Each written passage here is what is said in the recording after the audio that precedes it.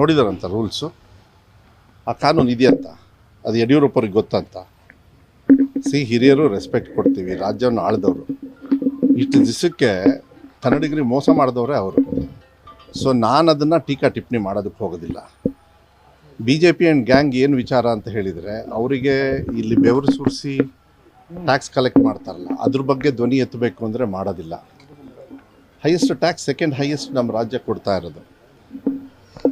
ಅದ್ರ ಜೊತೆಗೆ ಬರಗಾಲ ಬಂದಾಗ ಇವ್ರು ಯಾರು ಕೂಡ ಧ್ವನಿ ಎತ್ತಲಿಲ್ಲ. ಧ್ವನಿ ಎತ್ತಿದ್ರೆ ಯಾರಾದರೂ ಕೊನೆಗೆ ಸುಪ್ರೀಂ ಕೋರ್ಟಿಗೆ ಹೋಗಿ ತಗೊಂಡು CBIC ಯಾವುದು ಸೆಂಟ್ರಲ್ ಗೌರ್ಮೆಂಟ್ದಲ್ವಂತ ರೂಲ್ಸು, ಏನು ನಾವು ಮಾಡಿರೋದ ರೂಲ್ಸು. ಹೈಯೆಸ್ಟ್ ಎಲ್ಲ ಕಡೆಯೂ ಕೂಡ ದ್ವಿಭಾಷಾ ಇದೆ. ಬಟ್ ನಾವು ನಮ್ಮ ರಾಜ್ಯದಲ್ಲಿ, ನಾನು ಮಾಧ್ಯಮದಲ್ಲಿ ಒಂದು ಮಾತನ್ನು ಹೇಳಲಿಕ್ಕೆ ಇಷ್ಟಪಡ್ತೀನಿ. ನೋಡಿ, BJP ಅವ್ರಿಗೆ ಉತ್ತರ ಕೊಡೋದಕ್ಕೆ ಇಲ್ಲಿಲ್ಲ. BJP ಅವ್ರು ಇಷ್ಟು ಹೊಲ್ಸು ಮಾಡಿರೋದ್ರಿಂದನೇ ಅವರು ವಿರೋಧ ಪಕ್ಷದಲ್ಲಿ ಕೂತ್ಕೊಂಡವರು. ವಿರೋಧ ಪಕ್ಷದಲ್ಲಿ ಕೂತ್ಕೊಂಡಿರೋ ಅಶೋಕ್ ಅವ್ರ ಕನ್ನಡ ನೋಡಿದ್ದೀರಾ ನೀವು?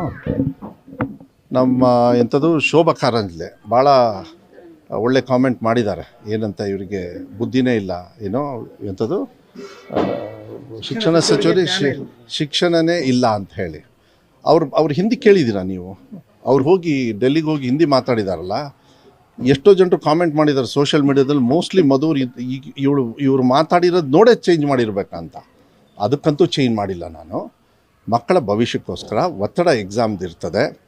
ನಾನು 35 to 33 ಮಾಡಿದಾಗ ನಾನು ಯಾಕೆ ಅಂತೇಳಿ ಹೇಳಿದೆ ತಮಗೆಲ್ಲರಿಗೂ ಕೂಡ. ಇದೆಲ್ಲದೂ ಕೂಡ ತುಂಬ ವರ್ಷದಿಂದ. ಆಮೇಲೆ ಕುವೆಂಪು ಅವರು ಕೂಡ ಮಾತೆತ್ತಿದ್ರು ಒಂದು ಸತಿ. ಅದನ್ನು ಕ್ರಮೇಣ ವ್ಯವಸ್ಥೆ ಬೇರೆ ಬೇರೆಯವರಿದ್ದರು. ನಮ್ಮ ಸರ್ಕಾರನೂ ಇತ್ತು, JDS ಇತ್ತು, BJP ಇತ್ತು, ಕೋಲಿಷನ್ ಗೌರ್ಮೆಂಟ್ಸ್ ಇತ್ತು, ಎಲ್ಲ ನಾವೆಲ್ಲ ನೋಡ್ಕೊಂಡು ಬಂದಾಗ ಸಾಕಷ್ಟು ಜನರು ಗ್ರಾಮೀಣ ಭಾಗದಲ್ಲಿ ವಿಶೇಷವಾಗಿ ಇವತ್ತು ಥರ್ಡ್ ಲ್ಯಾಂಗ್ವೇಜ್ ಹೇರಿಕೆಯನ್ನು ಎಲ್ಲದು ಏನಾಗಿದೆ, ಇವರಿಗೆ ಹಿಂದಿ ಅಂತೇಳಿ ಪ್ರಮೋಟ್ ಮಾಡ್ತಾರೆ. ಅಲ್ಲಿ ನರೇಂದ್ರ ಮೋದಿಯವ್ರನ್ನ ಖುಷಿಪಡಿಸೋದಕ್ಕೆ, ಓಲೈಸೋದಕ್ಕೆ. ಅದಲ್ಲ, ಎಲ್ಲ ಲ್ಯಾಂಗ್ವೇಜ್ ಇದೆ. ಕೆಲವು ಕಡೆ ಕನ್ನಡನೇ ಇದೆ ಥರ್ಡ್ ಲ್ಯಾಂಗ್ವೇಜು, ಅದು ಕೂಡ ಇದೆ. ಅದಕ್ಕೂ ಕೂಡ ನಾವು ಏನು ರೂಪರೇಖೆ ಮಾಡ್ತೀವಿ ಅದನ್ನು ಕೂಡ ನಾವು ಮುಂದೆ ತಗೊಳ್ಬೇಕು. ಆಮೇಲೆ ಈ 2016ರಲ್ಲಿ ಈ 2 ಲ್ಯಾಂಗ್ವೇಜ್ ಇದು ಬರಬೇಕಂತ ಹೇಳಿದೆ. We all have to get ready. ಹಂಗಂದ ತಕ್ಷಣ ನಮ್ಮ ಕನ್ನಡಿಗರೇ, ನಾನು ಅವತ್ತು ಮಾಧ್ಯಮದಲ್ಲೂ ಕೂಡ ನಾನು ನಿಮಗೆಲ್ಲ ಹೇಳಿದೆ, ನಮ್ಮ ಕನ್ನಡಿಗರು ಹೊಟ್ಟೆಪಾಡಿಗೆ ಹಿಂದಿಯನ್ನು ಕಲಿಕೆಯಾಗಿ ಬೋಧನೆ ಮಾಡ್ತಾ ಇದ್ದಾರೆ.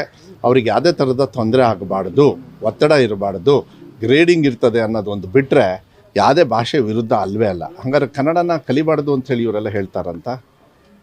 ಆ ಪ್ರಶ್ನೆ ಹಾಕ್ಬೋದಾ ಇವರಿಗೆ? ಹಾಕಲ್ಲ ನಾನು. ಅದಕ್ಕೆ ನಾನು ಅದು ಹೇಳೋದಿಲ್ಲ. ಸರ್ಕಾರ ಇದೆ, ಮಾನ್ಯ ಮುಖ್ಯಮಂತ್ರಿಗಳಿಗೂ ಕೂಡ ನಾನು ಮನವಿಯನ್ನು ಮಾಡಿದ್ದೀನಿ. ಮುಖ್ಯಮಂತ್ರಿಗಳು ಅದನ್ನು ಕರೆಕ್ಟಾಗಿ ಹೇಳಿದ್ದಾರೆ. ಇದು ಒಳ್ಳೆಯದಿದು. ಯಾಕೆಂದರೆ ಗ್ರೇಡಿಂಗ್ ಸಿಸ್ಟಮ್ ಮಾಡಿದ್ರೆ ಕಲ್ತಂಗೂ ಆಗುತ್ತೆ, ಶಿಕ್ಷಣದಲ್ಲಿ ಒತ್ತಡ ಬರೋದಿಲ್ಲ ಅಂತ. ಯಾರೋ ಟೀಕಾ ಟಿಪ್ಪಣಿ ಮಾಡ್ತಾರೆ ಅಂಥೇಳಿ ನಾವು ಉತ್ತರ ಕೊಡೋದಕ್ಕೆ ಹೋಗೋದಿಲ್ಲ. ಅದರ ಅವಶ್ಯಕತೆ ನನಗಿಲ್ಲ. ಸಂಪೂರ್ಣ ನ್ಯೂಸ್, ಇದು ನೊಂದವರ ಧ್ವನಿ.